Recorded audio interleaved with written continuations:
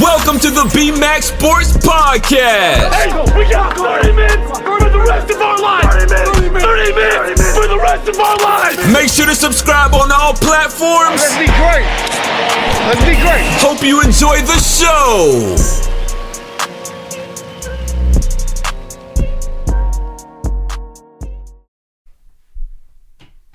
All right, guys, welcome back to the B-Max Sports Podcast.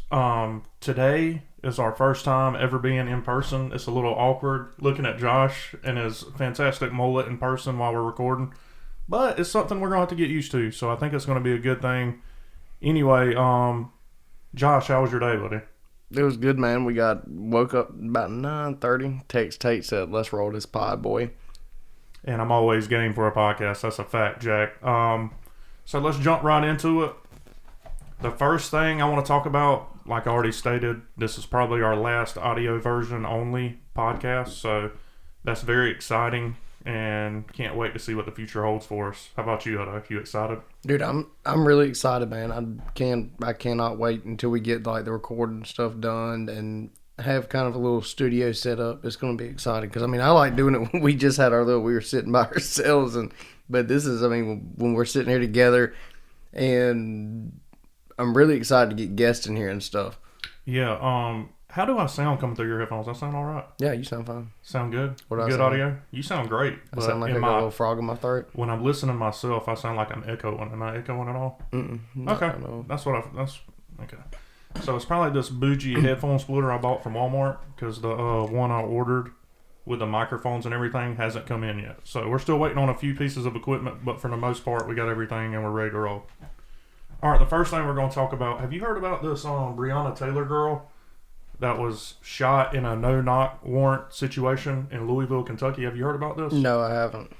Okay, so basically what happened is some Louisville police officers showed up to serve what they thought was a house with a lot of drug activity going on.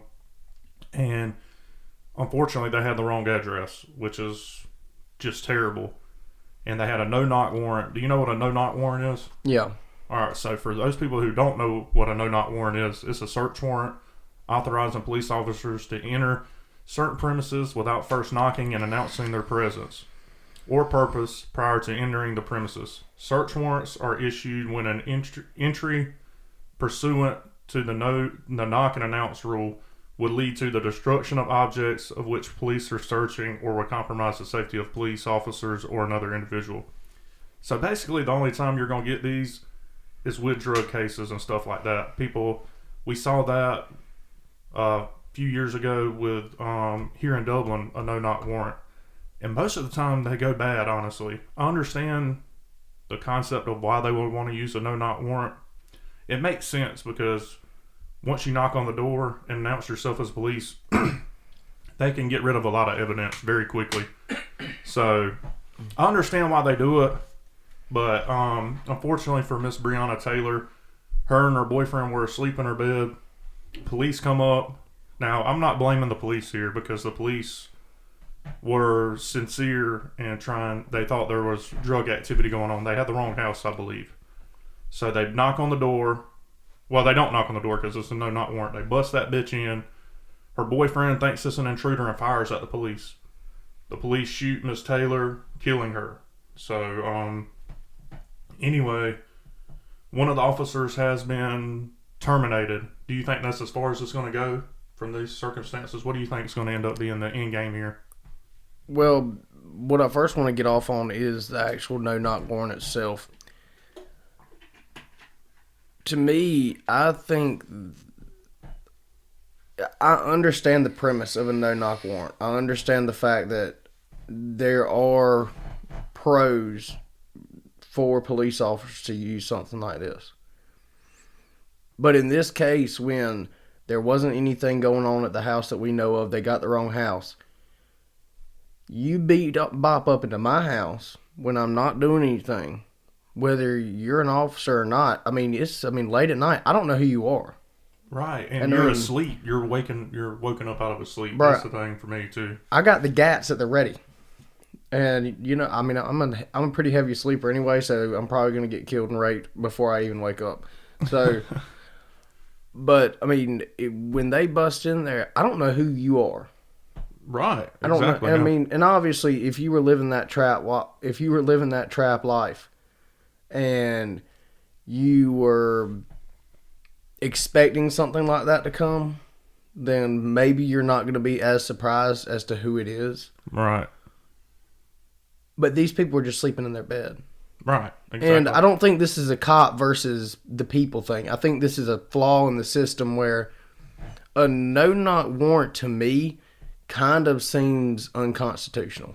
I agree. And I mean, like I said, I don't know where that would fall, and I'd like to do some more research on it. But to me, it just seems like you shouldn't be able to, no matter what, you should not be able to come up in my home without at first letting me know you're there.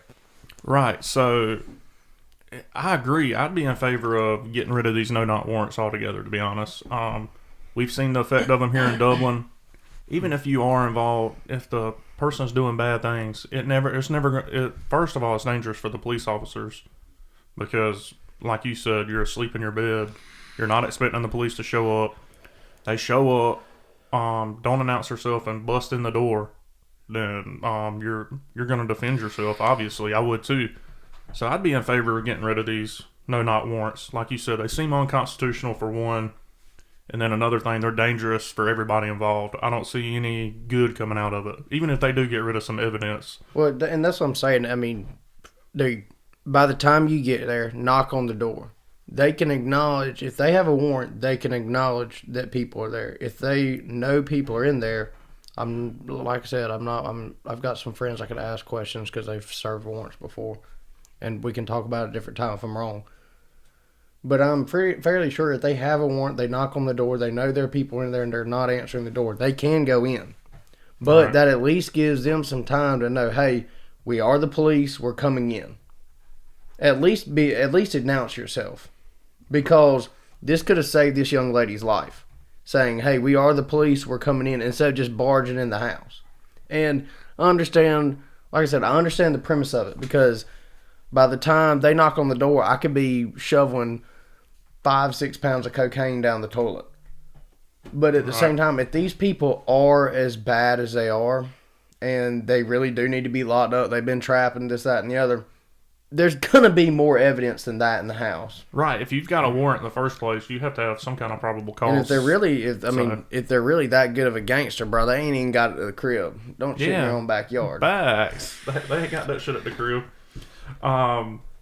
All right, so that's pretty much going to do it for what we were talking about. Breonna Taylor, rest in peace. Like I said, the officer has lost one of the officers involved have lost their jobs. It's a tough situation. I don't really want to get into my opinions on it, but there's some kind of justice that needs to happen, obviously. So I think they're on the way to doing that. So yesterday was June 19th. Do you know what that day is significant for, Hutto? I was actually looking, before I seen it on social media, I was actually looking on my calendars, kind of messing around on my MacBook, just trying to get a feel of the computer because it's new and I've never owned a computer in my entire life. So trying to figure out everything, what's going on. And I actually saw it it was actually a date on the calendar now. I was like, what is that? So, I mean, I didn't really think anything about it. I was just like, never heard of Juneteenth. Thought it was one of those like Ramadan deal things, like I didn't know. And then as I got on social media and they kind of explained it and things like that, so I can understand it. I don't think anybody should have a problem with it, to me, as far as what I understand about what this is about. Right. So basically Juneteenth, it's known as like a Freedom Day. It's significant because of June 19th, 1865. It's celebrating the people that were enslaved in America, mostly African Americans, probably 100% African Americans. And there's been a lot of, there's two sides to every story. Some people don't think it should be a national holiday. I don't see why not. We celebrate our freedom when we got our freedom from, of course, Great Britain on July 4th. Elon Musk, who I really admire, he's very smart. That's taken technology to a whole nother level. He has made it a holiday in both of his companies. I don't know what his second company is, but Tesla will be celebrating Juneteenth as a national holiday. They'll be paid up for being off work. Do you think it should be a national holiday? I don't see where anybody, especially if this starts mending the divide that we have right now, and I don't see a problem with it because it is something to celebrate. The fact that we don't talk about it often enough that there were people 200 years ago, how many some odd years ago, that said, hey, what we're doing right now is wrong. And we're willing to shed blood to make this right. And I don't think we do talk about it enough. And, I mean, you got your people your Ulysses S. Grants and guys like that who stood up for what they believed in. Now, whether that was just slavery or not, it wasn't. I mean, obviously, there was a whole bunch of stuff going on there. But they did. They said, hey, this is wrong. We think, and interestingly enough, the Ulysses S. Grant had slaves and did not free them until after the war. Right. So, I'm on board with it being a national holiday. I don't see a good reason why it shouldn't be. I don't see why you would sit there and you could sit there and say, I mean, it doesn't affect you whether you. I mean, obviously, bro, I'm all down for another day off of work. Give me that 8 hours, free 8 hours, baby. Give it to me. Facts. Same, but I understand the significance behind it, and it's part of our history. And I think it was a turning point in us, like you said, making amends for. I mean, we had a lot of years where we were doing people in this country were doing things that were terrible. Honestly, enslaving people is just not something I can get behind at all. Well, it was a turning point in a direction which we were becoming more civilized. Right. And growing as a country, growing as a people. And it kind of honestly showed like a shift in time where, okay, a year and a half ago, this was okay. Now we are, in retrospect, we've looked back and this is wrong. These are human beings we're talking about. Right. And kind of what I want to shift off of this, because it's kind of the same subject, something I wanted to talk about. I saw an article, and it actually stated the actual title to it was "The United States Will Never Be United Again." And it kind of disturbed me, so I kind of looked at it. And they broke it down and was talking about, hey, they were showing the reasons they thought that and their main reason was the media. And how that they are willing to sacrifice the United States as a whole and our unity with each other. I mean, whether that's white, black, Mexican, Republican, liberal, conservative, Democrat, all that. They're willing to sacrifice us coming together as a country for clicks. Absolutely. There's no doubt in my mind about that. But they also will sit there and tell you how you need to act. They're going to tell you and sit there and virtue signal and say, we are the hope that America needs. And I wish I would have saved the article so I could give, because it had some really great points on it. But you might not agree with Donald Trump at all. I mean, you might think he's the worst person in the world. But at this point, if you don't agree with the fact of his statement that says the media is the enemy of the American people, you're living under a rock. Right, and we've been saying this for a while. The media for whatever reason, loves to see America divided. I still haven't quite figured out why they want to see us divided, but I mean, I know that's where they make their money. They get clicks. They get people want to advertise with them because they get so much traffic on their websites. But it's disturbing to me that they will go to any lengths to make money. They put money. Money makes the world go round in the media world, in my opinion. Anyway, let's move on. Let's talk a little bit about the SEC and the NCAA and what they're doing to try to make amends with our racist past in history. So the NCAA, they want to do away with any championships being played in the state of Mississippi because of their flag. It still has part partly Confederate flag, their state flag.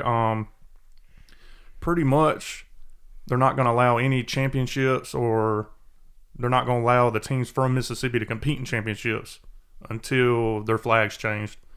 Now, there's two ways I feel about this. I'm all for changing that flag. It offends a lot of people, and I understand. Now, some people may have different views on it, saying it stands for our heritage and what our ancestors fought for, and I understand that point too. But if it offends a large number of people, especially with a large amount of student athletes that play at these schools being African American, I'm all for changing it 100%. I see no problem with it. But this, I don't know who has to get on board for this to happen. I think all the student athletes would be on board for it to change, especially if they're not going to get to play in a championship game because of the flag. I'm certain that they have no problem with it being changed. But can we really punish the student athletes? It's not their choice for what Mississippi's state flag is. I feel so bad for the student athletes if this doesn't get changed, which I'm very confident it will very soon. Probably in the next couple weeks, I see this flag being changed. But can we really punish the student athletes that have busted their ass through the summer workouts, through their whole life to get to this point, and want to play on the big stage in front of all the NFL scouts or MLB scouts, whatever championship that may be, trying to make it to the next level? Is it really fair to punish them for a flag that the state has? And I understand the NCAA's position on it too. It's kind of it's hard to pick a side here. I'm for the student athlete. I have been forever. But so if they're offended by it, absolutely change it. And the NCAA has made a good move for this, so I think it gets done. But if it doesn't, I would, again, feel bad for the student athlete that can't participate in a championship because of their state's flag. What do you think, Otto? Well, I mean, do you think it's kind of selfish of the NCAA to, and I'm going to use this word lightly because they might care, but do you think it's kind of selfish of them to push this? Obviously, the students have, like you said, the students have nothing to do with it. And they're pushing this narrative that I feel like they're kind of virtue signaling because it's never been a problem in the past and nobody's ever mentioned it in the past. And obviously, we've had things like this happen. People act like this is the first time this has come to a head. And I know that it's different now because we have social media. We have better ways of getting our voices out there as American people. Right. But it's never been a problem before. And so that's kind of my deal, is that why punish the students? And they're going to say, well, this is for the students. This is for the students. But I don't understand what your deal is when you, to me, are just kind of virtue signaling and making it say, hey, we are for this movement. Right. It's obviously, like you said, for virtues because of the timing. It's never been a problem before. And I think it took something of this magnitude, the protests, the riots, the death of George Floyd, the death of Rayshard Brooks, the death of Breonna Taylor, for people to finally make a stand and be like, hey, we've had enough of this shit. And I understand. I really do. I can understand it from both points of views. People that, especially, I'm all for the student athlete because they juggle a life of college, strenuous classes for the most part at these top-notch universities, and they're a student first, of course, and then all their time's taken up by this college. And they work so hard, and I would hate to see somebody not get a chance to play in front of a scout or a recruiter just because of a state's flag. But I do understand the concept behind it, and I understand the NCAA and the SEC, actually, commissioner. It was the SEC stepped forward first and said they wanted the flag changed, or there will be no SEC championships in participation by either one of the Mississippi schools, and there will be no championships played in that state either. So well, I could see the point of the SEC and even the NCAA coming out and saying, hey, we want this changed. But at the same time, why are you holding the students hostage? Because that's basically what they're doing. Basically, what they're doing is holding the students hostage. And, I mean, you could say, because obviously football is a big moneymaker for every state if you have extremely big colleges. So why couldn't the SEC sit down and say, hey, we would like you to review this? Because obviously this is going to have to go through. Changing a state flag isn't as simple as going out and taking it down and then putting another one up. You have to go. I mean, I'm sure that there's multiple instances where you have to go through your state senate, your state congress, everything like that. And to get this changed, somebody's going to have to come up with a new design. So obviously this isn't going to be, and everybody knows how slow government is. So this isn't going to be a problem that is solved overnight. Right. So to me, you say you're doing it for the students, but yet you're holding them hostage. I think a better solution to this would be, hey, we think that even though as the people of Mississippi, you feel like, and I'm sure that there are, actually I know that there are black people in Mississippi who absolutely love that flag. Yeah, for sure. I mean, they were born, raised in Mississippi, and they're proud of their state. So there's going to be a lot of talking and things like that where, hey, we want this, we want that, put this in here. Because your country's flag, your state's flag is something that you need to be extremely proud of. Because I don't think we realize often enough is how important that in history that how we broke up our country into states, into, hey, over here, California, they don't want you to be, they want more heavy gun control. But here in Georgia, we have some of the most lax gun control laws in the nation. Right. And I don't think that brings me pride because, you know what? The state of Georgia has said, okay, these are these people's constitutional rights and we're not going to take them away. That brings me pride. That makes me think we're doing something right here. We're following how the forefathers wanted this country to go. So I think it's going to be more complex than they just think, hey, we're tearing it down. But don't come and say, hey, we're holding the students hostage. We're not going to let these people, NFL scouts are not going to see these guys. So I don't understand. I think there's a better way to go about it other than just threatening people. I agree. Yeah, it takes a lot of legislation and stuff, I'm sure. Probably the easiest thing I would do is, if I'm the governor of Mississippi, would be to listen to the people that elected me. Listen to my state. Let's bring it to a vote. Let's come up with a couple of concepts, and one of them being the one that it is now, and let them vote on which one they want. It's simple. If they vote to keep the same one, the NCAA will have to choose whether they're actually going to take action or whatever. Well, I think at that point, if the state votes, I don't think the NCAA should be able to say anything about it.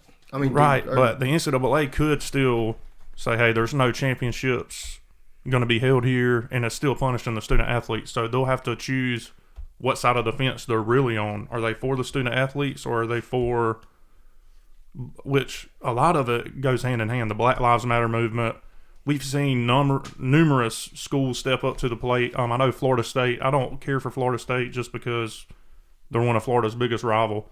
But they had a march where a number of the whole staff, all the players got together. They met at right outside the stadium and marched straight to the Capitol in Tallahassee. And it was very powerful. I've seen a number of home videos or eyewitness videos. And several of the players, the upperclassmen, stood up and talked about what this march. The most important thing is to get your point across. Why are you marching? So that at the very beginning when they met, they announced their purpose. Marvin Wilson was one that stood out to me, defensive tackle. Decided to come back to school. Probably at the worst would have been a second-round draft pick. And it speaks volumes to have somebody, veteran leadership like that, step up to the plate, take control of his team. And I'm really rooting for Mike Norvell and his staff down there now because of the steps they're taking to stand up for what they believe in. I mean, I think it's fantastic. Another thing that's going on is, I know you're a Georgia fan. They did away with one of y'all's songs, didn't they? here, like in the last couple of days. They did away with some song that was off of "Gone with the Wind," which is I haven't seen it. I mean, because like I said, I've been off social media for. I mean, every now I'll look at some sites and stuff that I usually look at for news and stuff like that. But I've been staying off of it. So I haven't heard anything about it, but I wouldn't be surprised. And I don't know how I feel about this whole canceling tradition culture. all right. So you know how big of a Florida. All right, here it is, right here. UGA band director explains decision to ban terrorist theme from Red Coat's playlist. Basically, I'm pretty sure it was something from Gone with the Wind. And hold on, let me look right here. Anyway, I read somewhere where something from Gone with the Wind, which was, of course, a book about slavery and a movie that depicted slavery. I'm not sure that the tradition itself is racist, but I mean, it is what it is. UGA's band director decided to get rid of it, so if that's what they feel they're moving in the right direction, then I'm all for it.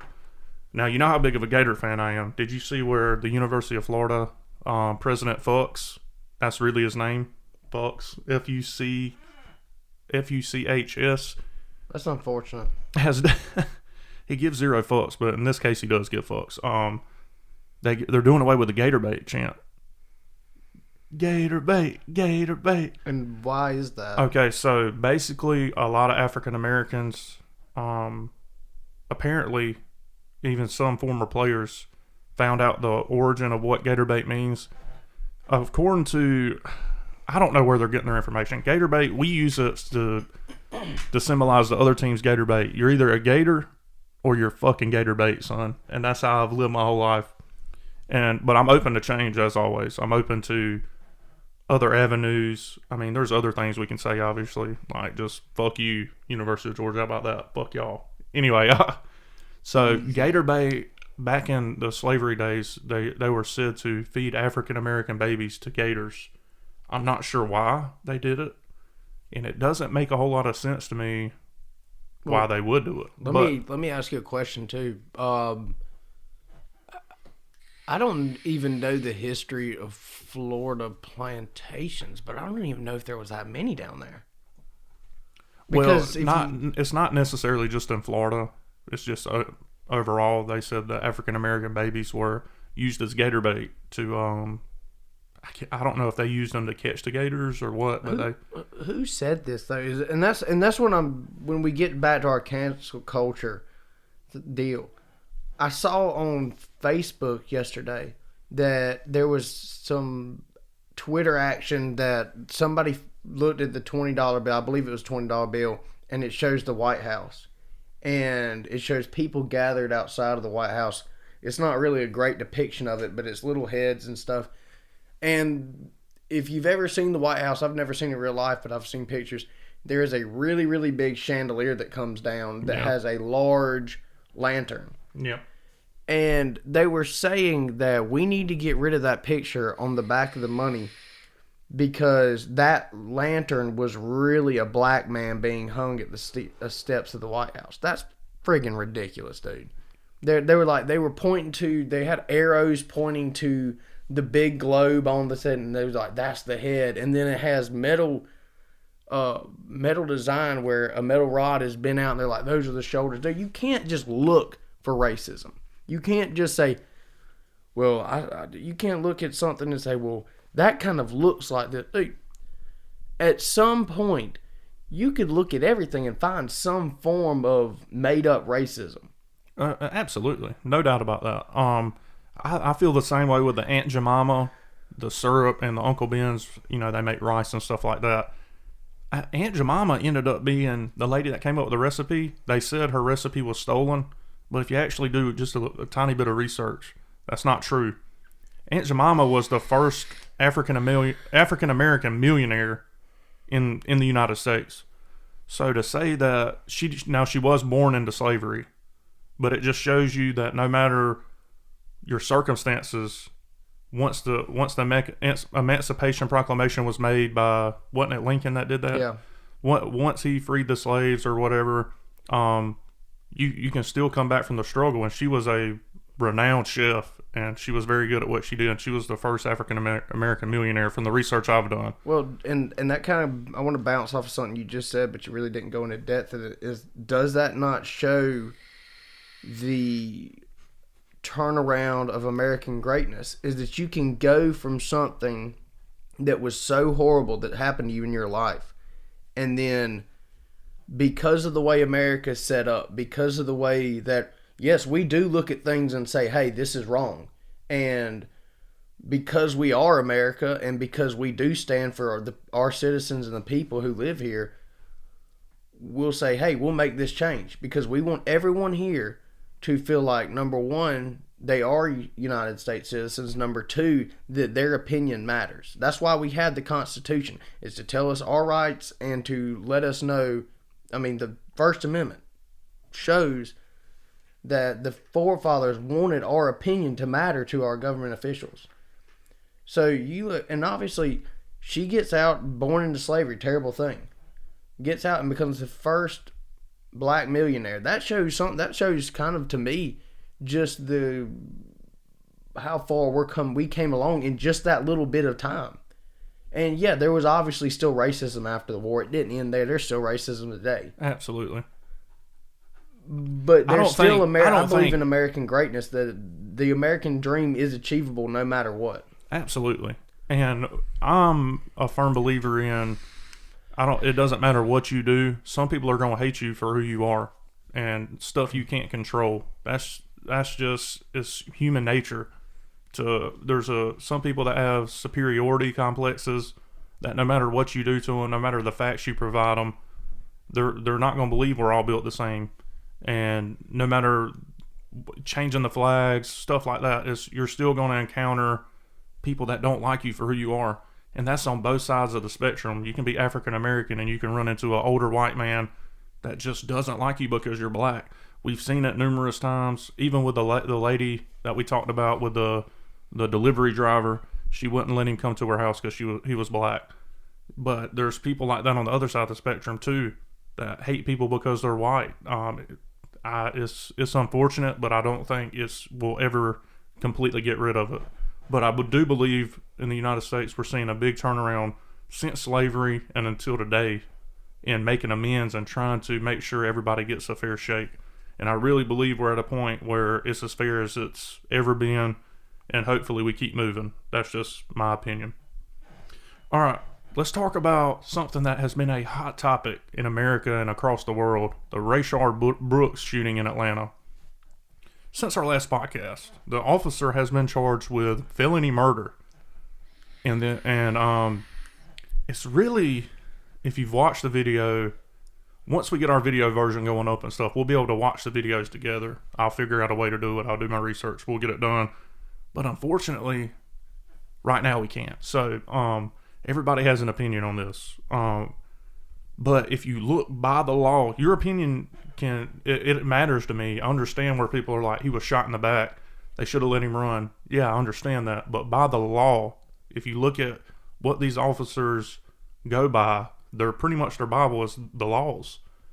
By the law, this is a justified shooting. I don't care how you look at it.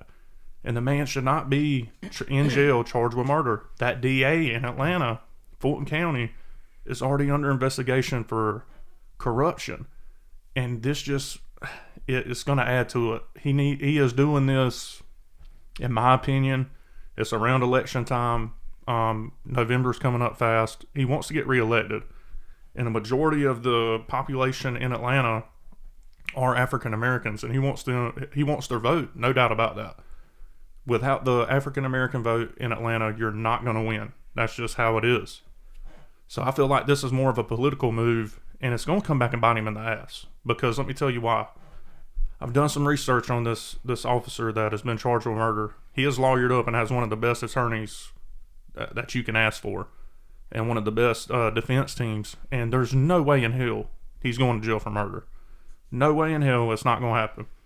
So when he wins his case against the state of Georgia, He's going to turn around and countersue, and he's going to win that. There's no doubt about that. The DA didn't even involve the GBI, which is the largest law enforcement agency in the state of Georgia that is specifically for the state of Georgia.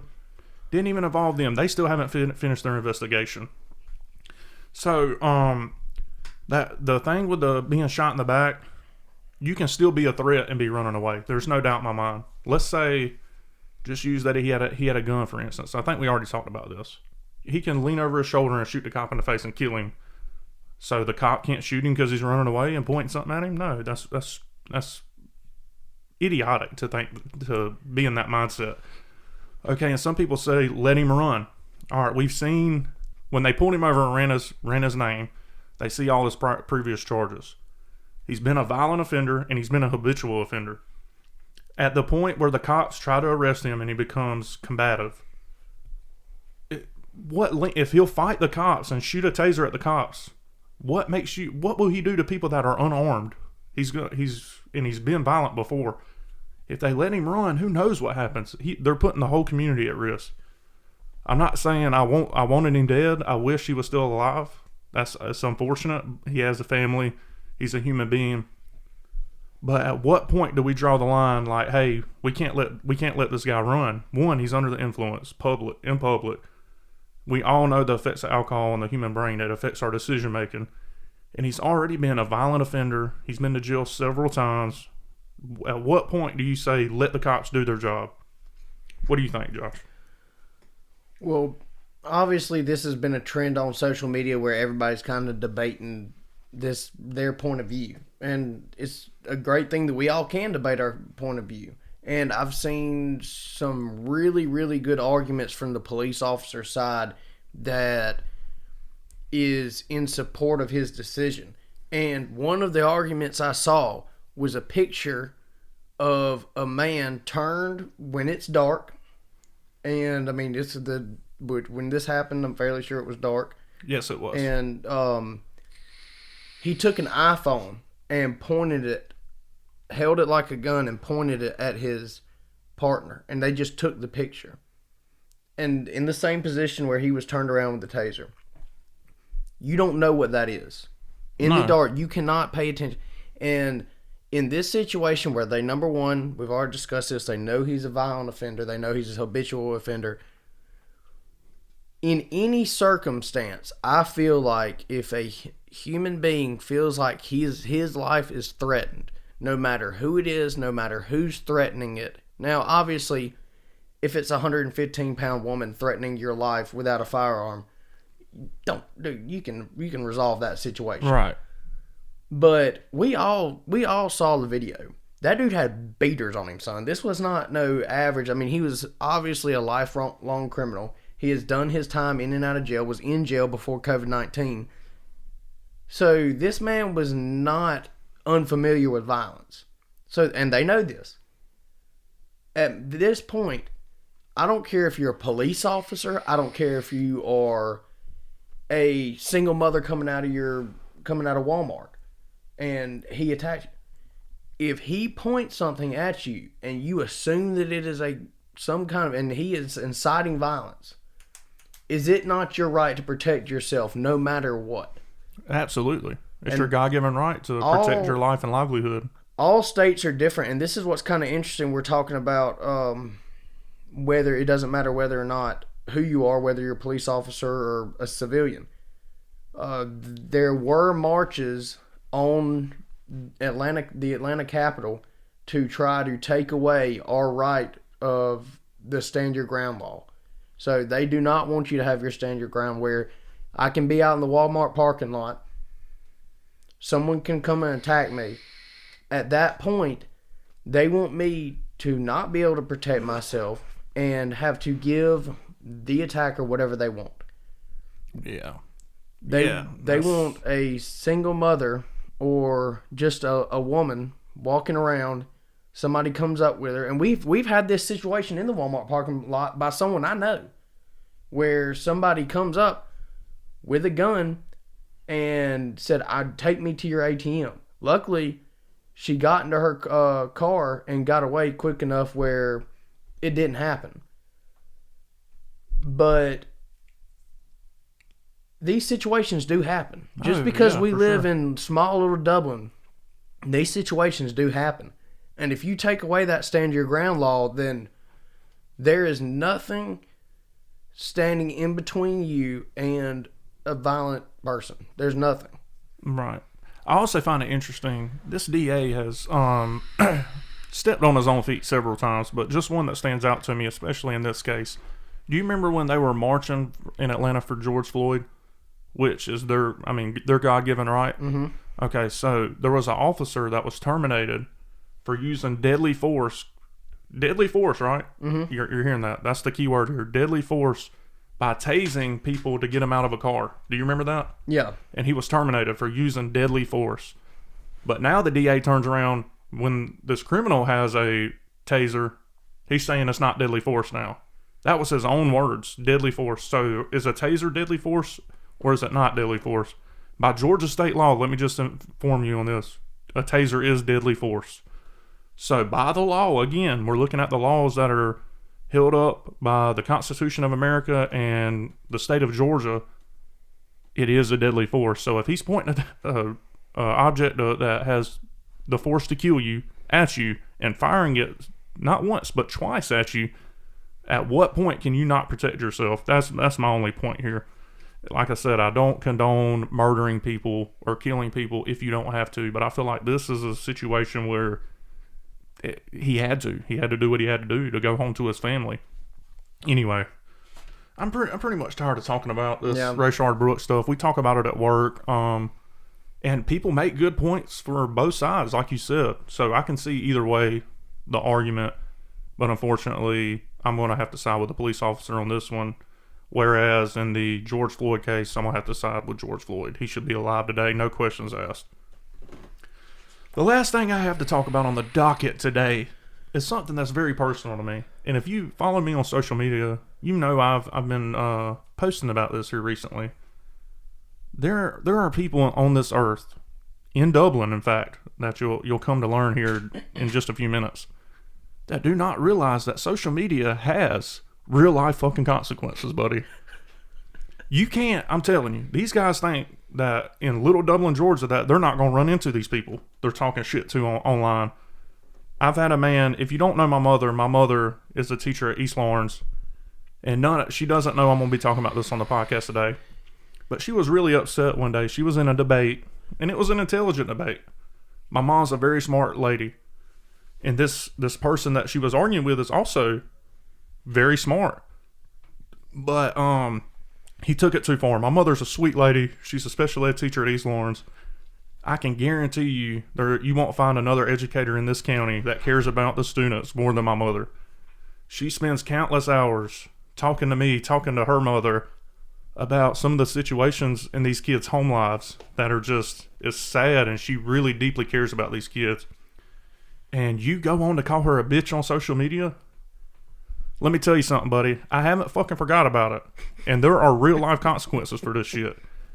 And just looking at you, I don't think you stand a chance. I will slap the absolute fuck out of you and make you like it. That's how I'm rolling about this. So I just want people to realize that just because you say something on the internet don't mean I won't find you in real fucking life and slap the absolute shit out of you. So this is how I'm going to handle this situation. You know who you are. I don't know if you listen to this podcast. I really don't give a fuck if you listen to this podcast or not. There's no way he does. So no way. I don't give a shit if you listen to this podcast or not. If you know who I'm talking about, you can give him a warning. I'm going to walk up to you and I'm going to say, hey, you remember that time you called my mom a bitch on social media and you disrespected her? You're my age. You show my mother fucking respect because she showed you respect. Now, if my mother was being ugly first, I would have understood. But she wasn't. I read the conversation. So you show my mom respect, and she'll show you the same. So he's going to get one opportunity. I'm going to give him my mom's cell phone number, and he's going to call her and apologize. Or I'm going to slap the absolute fuck out of him, and then we'll handle it from there. So, social media has real life consequences, guys. You see people losing their scholarships to college over dumb shit on the internet. You see people getting fired from work for shit they post. People getting kicked out of their high schools for shit you post. be careful what you post on social media, because this is a real life world out here. Whether you believe it or not, you will get fucked up running your mouth on social media.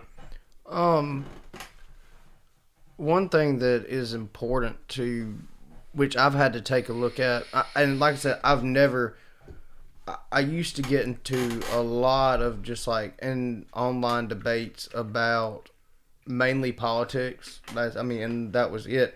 And I never once, because to me, I feel like once you have to go and start using profanity and start downing the other person because of either start insulting them, or B, start calling them an idiot. I feel like you use stuff, if you have to refrain to profanity and refrain to insulting the person you're debating with, then you've already lost. Yeah. And the reason that you are using that kind of language or using that kind of aggressive tone is because you cannot win the argument with intelligent debate. And that you cannot, you realize, hey, this person is either A, smarter than me, or B, has a better point than I do. And and that's a lot of the reason that I stopped, for the most part, I've stopped debating anything on Facebook. And the reason being is because, number one, I know that it is a waste of my time and it is a distraction. Me sitting on my couch talking to somebody who a lot of times is people who I don't know, and then also somebody who I'm not going to try to change their mind, because there's nobody who can sit there. I already know what I believe in. A conversation on Facebook is not going to change my mind about anything. Right. So I agree. I kind of weighed the consequences and said, okay, look, this is a waste of my time and energy. I could be doing something else right now. I could be enjoying it instead of getting pissed off about something on Facebook. Yeah.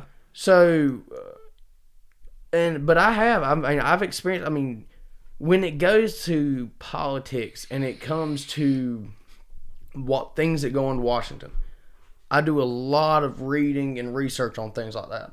So I know my stuff. Right. I know you do. And I know what's going on. And you know what? There's a lot of times I'm not going to sit here and tell you that I'm not biased, because I am biased. Everybody has a little bias in them. No doubt about that. I think that my party, well, I say party because I am a registered Republican, but I'm not a Republican. I'm a conservative.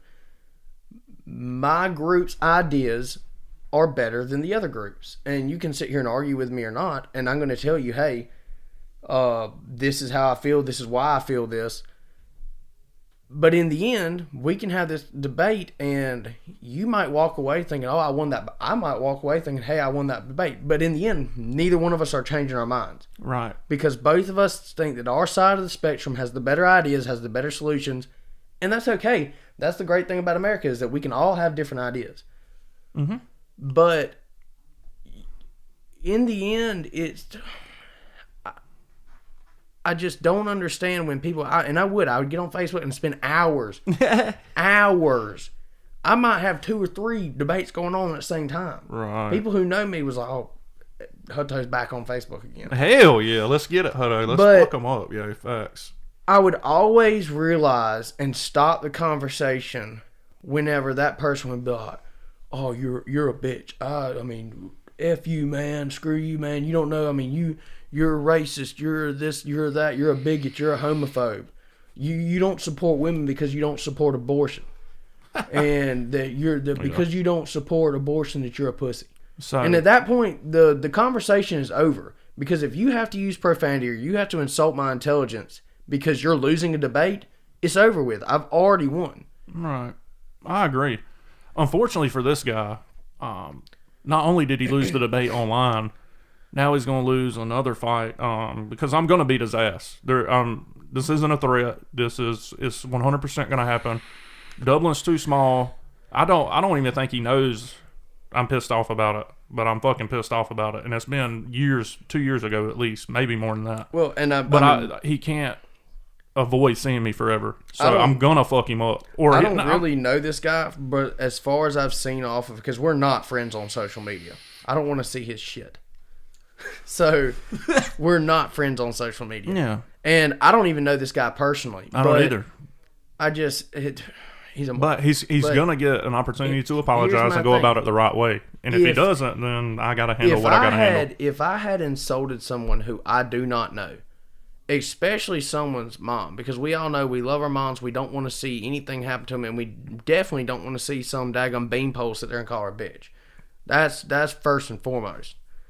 But you've got to understand that this dude, from what I've seen, even if you say, hey, I mean, you could just walk up to him and say, hey, man, I would really like you to apologize for my mother for calling her, which is an extremely offensive term to a woman. And obviously in this situation, he meant it to be offensive. Oh, yeah, he definitely did. 100%. And he just seems like the type of person who is not, he's just basically going to be like, screw you. So it's going to, we're going to see how that ends out. Yeah, we will. And it's not going to end pretty for him. I can almost guarantee you I'm going to slap the absolute fuck out of this man. But it is what it is. He's a grown man. There's consequences for what you do in this life. And unfortunately, one of his consequences is going to get fucking bitch slapped. Right? I'll show him a bitch. I'm going to bitch slap him right upside the face. Do we have a BMAX Sports bail fund? No, we don't yet. We need to start this because I can't have my co-host in jail. I can almost guarantee you. I'm gonna slap him so fucking hard he's not gonna want to press charges. Because when I get back out, if he presses charges, I might do it again. Just because it's a misdemeanor. I'm not worried about it being on my record. Fuck that guy. It's worth it to me to see this little keyboard warrior fucking melt in my hands when I get my hands on him. Well, and that's one thing too, is that I think that it's going to be something where he's definitely going to be extremely respectful to you when you come up to him. Because obviously, I mean, if you listen to this podcast, you've seen Tate. Tate is a stout individual. And I mean, I'm a pretty big dude too, but I would hate to know that Tate was pissed off and got a hold of me. Because he's a pretty stout individual, and back in Tate's day, used to be a daggone fighter, boys and girls, if you didn't know. Yeah, way back in the day. Not anymore. Used to throw these beaters, son. So, I don't think it's going to end up well. Well, this will be one instance where I wouldn't be ashamed to admit the reason I was fighting, to uphold my mother's honor. There's been a lot of times I fought over some absolutely dumb shit that when people ask me, what happened, I'll be like, I don't know. I just tell them I don't know because it's so stupid. It happens, dude. So it happens to the best of us. I've grown up, and now the only way I'm going to fight is if somebody disrespects me or my family, and that's what's happened. Anyway, this has been our first in person, in studio podcast. I think it went pretty well. I like it, dude. Dope. I like the change, and like I said, we're coming with a video platform. We're waiting on the rest of our shit to come in. We've already got our first couple of guests lined up. I think you guys are gonna like it. It's gonna be interesting. So what you want to do is make sure you subscribe to my YouTube channel, BMAX Sports. Go subscribe to it now. Turn on the notifications. That way, as soon as this first video drops, you'll get notified. You'll be like, oh shit, I'm the first one here. Go comment on that shit. Go tell me what you think. Tell me who you want to see. If you got somebody in the Dublin area, or anybody that would be willing to come on the podcast from anywhere around Middle Georgia, or hell, if they want to fly from California, fuck it, pull up. We'll get them on here. Or we can do me and Hutto, I'll figure out a way where me and Hutto can be in studio and our guests can be online. I can probably pull that off, no problem. But anyway, it's been fun. You guys have a good weekend, the rest of your weekend. This will come out Sunday, so attack the week, and we'll see you again probably middle of next week with a video, hopefully. We'll see. Peace. Holla.